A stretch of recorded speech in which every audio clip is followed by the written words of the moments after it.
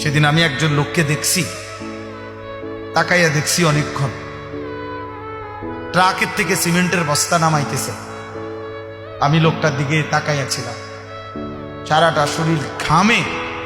আমার মনে হয় যেন লোকটা মানে পানির মধ্যে, সারাটা চুল চেহারা তার ঘামে, ঘাম বাইয়া বাইয়া পড়তেছে।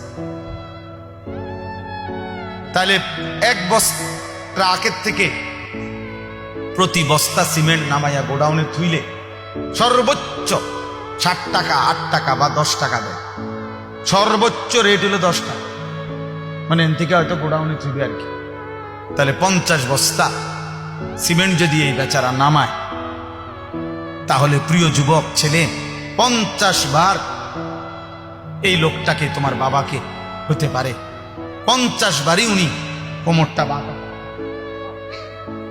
নাহলে কেমনে বস্তাটা লইব? 50 কেজি সিমেন্টের, 50 কেজি সিমেন্টের একটা বস্তা বেচারা কেমনে নিবে? প্রতিবারই তাকে কোমর বাঁকা করতে হয়েছে। প্রত্যেক বস্তা সিমেন্ট হয়তো ফালাইয়া ছোট্ট একটা গামছা হয়তো কোমরের থেকে খুলে আবার ঘাম মুছছে, আবার আরেক বস্তা লেগে গেছে, আর গুনছে কয় বস্তা হইল।